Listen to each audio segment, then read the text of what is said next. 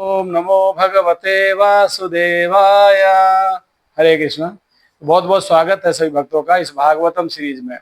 जैसा कि आप जानते हैं, भागवतम के पहले स्कंद के पहले अध्याय से पहले श्लोक से हमने ये सीरीज प्रारंभ की है। आज हम भागवतम के पहले स्कंद के पहले अध्याय के 13 नंबर श्लोक पे आ गए। तो आप, आपके मित्र, आपके परिजन जो भागवतम को समझना चाहते हैं, भागवतम को जानना चाहते हैं, हमारी इस सीरीज के माध्यम से भागवतम को समझ सकते हैं। आप इसको पूरा कथा को सुनिए, सब्सक्राइब करिए हमारे इस चैनल को, और इसको दूसरे लोगों को बताइए, और इसके बेल आइटम को प्रेस करके, ताकि आप हमारी कथा आपको मिलती रहे। तो आपके मित्रों को भी बताइए भागवतम सीरीज के बारे में। तो आज हम भागवतम के 13 नंबर श्लोक पर चर्चा कर रहे हैं। श्लोक इस प्रकार है। तत्र शुश्रूमाणानाम अर्हसि अंग अनुवर्णितम यशवतार भूतानाम क्षेमाय च भवाय च। अब ये नैमिषारण्य में शौनक आदि ऋषि 18,000 ऋषि थे, जिसमें शौनक ऋषि प्रमुख थे, श्रेष्ठ थे, उनके लीडर थे, उनका प्रतिनिधित्व कर रहे थे। और सूत गोस्वामी से वो प्रश्न कर रहे हैं। इस प्रश्न में उन्होंने 3 चीज पूछा है, 3 विशेष बात बताई है। कह रहे हैं, हे सूत गोस्वामी, हम भगवान तथा उनके अवतारों के विषय में सुनने के बहुत उत्सुक हैं, पहली बात। दूसरा कह रहे हैं, कृपा में पूर्ववर्ती आचार्यों द्वारा बताए गए उपदेशों को बताइए, दूसरी बात। क्योंकि उसके कहने सुनने दोनों से ही मनुष्य का लाभ होता है, मनुष्य को लाभ प्राप्त होता है, उत्कर्ष, मनुष्य का उत्कर्ष होता है, मनुष्य की सत्वगुण में वृद्धि होती है, भगवान के प्रति प्रेम जागृत होता है। ये 3 चीज बताई शौनक आदि से। पहला क्या बताया? पहला बताया कि भगवान की कथा सुनने के लिए बहुत उत्सुक है। तो देखिए, भगवान की कथाओं को सुनने के लिए व्यक्ति को बहुत उत्सुक होना चाहिए, बहुत उत्साह होना चाहिए, हमेशा प्रयास करना चाहिए भगवान की कथा श्रवण करने का अवसर प्राप्त हो। ऐसा करने से व्यक्ति भगवान की लीलाओं का श्रवण करने से अपने हृदय में भगवान के सोए प्रेम को जागृत कर सकता है। इसलिए कहे, सत्यम कीर्ति अंतो विष्णु, हमेशा भगवान का स्मरण करना चाहिए। और स्मरण कब करेंगे? जब भगवान के बारे में जानेंगे, सुनेंगे, कथाओं का श्रवण करेंगे। तो भगवान की कथाओं को सुनने के लिए बहुत उत्सुक होना चाहिए, पहली बात। दूसरी बात जो इसमें मुख्य बताई गई है, वो विशेष क्या है कि आचार्यों के द्वारा बताए गए उपदेशों को मुझे बताइए। तो और आज के समय जो तथाकथित जो कथाकार हैं, जो अपने मन से कुछ भी पढ़ के कुछ भी बोल रहे हैं, ऐसे लोगों की कथा सुनने को अपने को प्रयास नहीं करना चाहिए, उसको बचना चाहिए, ऐसी कथाओं से नहीं सुनना चाहिए। कथा सुनना चाहिए जो गुरु परंपरा में आ रही है, भगवान कृष्ण चली आ रही परंपरा है। जैसे हमारे इस्कॉन में गुरु परंपरा है, भगवान से ब्रह्मा जी, ब्रह्मा से नारद, नारद से व्यास जी, व्यास से चली आ रही हमारी गुरु परंपरा। तो इस प्रकार की परंपराओं में सुनने से व्यक्ति के हृदय में परिवर्तन आता है। तो कह रहे हैं, हमें वही कथा बताइए, वही उपदेश बताइए जो आचार्यों ने बताया है, यानी परंपरा से ज्ञान प्राप्त किया जा सकता है, दूसरी चीज। और तीसरा बता रहे हैं कि भगवान की कथाओं को सुनने और कहने से व्यक्ति, मनुष्य का उत्कर्ष होता है।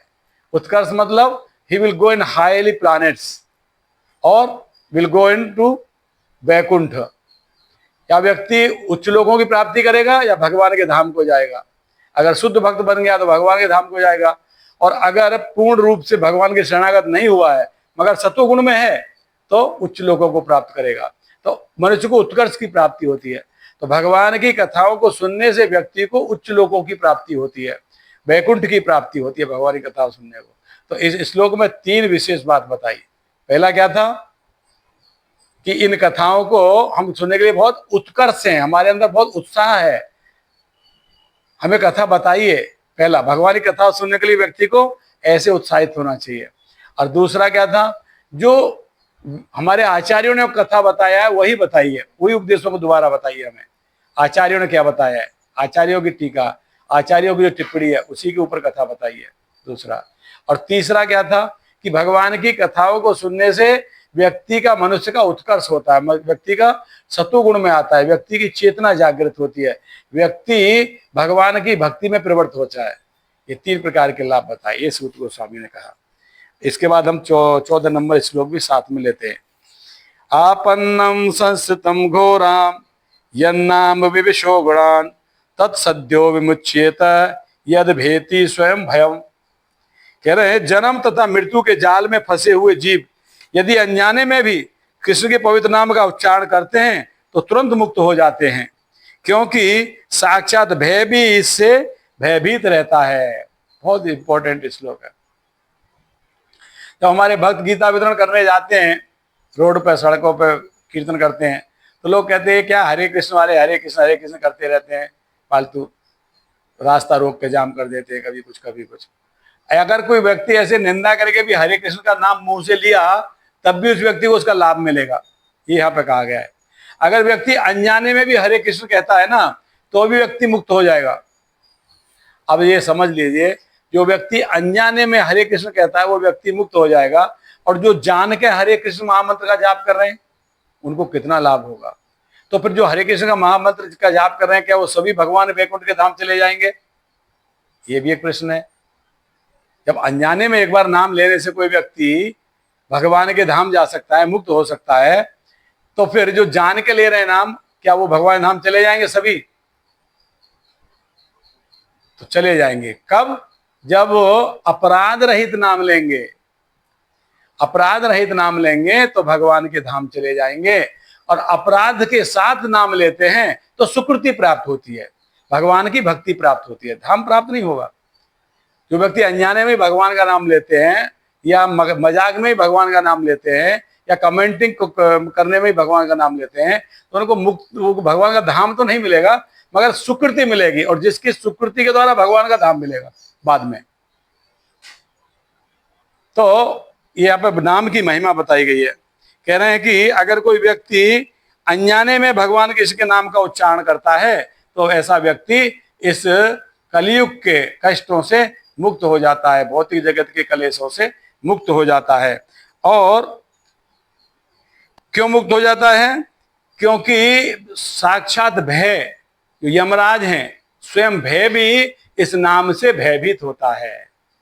भगवान के नाम से भय भी भयभीत होता है, इसलिए भगवान का नाम उच्चारण करने से व्यक्ति भगवान के धाम को प्राप्त करता है। इस प्रकार, और ये किसके लिए बताया गया है?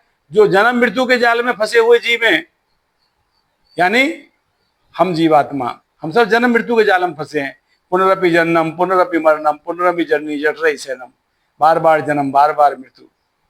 तो अगर हम इस भौतिक जगत के कलेशों से, पुनरपि जन्म पुनरपि मरणम, बार बार जन्म मृत्यु के चक्र से बाहर निकलना चाहते हैं तो हमारे पास एक ही तरीका है, वो है भगवान कृष्ण के नाम का संकीर्तन, भगवान कृष्ण के नामों का उच्चारण। अगर कोई व्यक्ति नाम का उच्चारण करेगा तो ऐसा व्यक्ति निश्चित रूप से इस भौतिक जगत से मुक्त होकर भगवान के धाम को प्राप्त करेगा, निश्चित रूप से। तो इस श्लोक में नाम की महिमा बताई गई है, यानी नाम अगर कोई अनजाने में भी लेता है तो व्यक्ति मुक्त हो जाता है। तो इसलिए हमें इन नाम को लेना चाहिए, क्योंकि साक्षात भय भी इससे भयभीत होता है। इस प्रकार से हमने यहाँ पे 2 श्लोकों पे चर्चा किया, और अगली क्लास में 15 नंबर श्लोक से हम चर्चा करेंगे। हरे कृष्णा। श्रील प्रभुपाद की जय।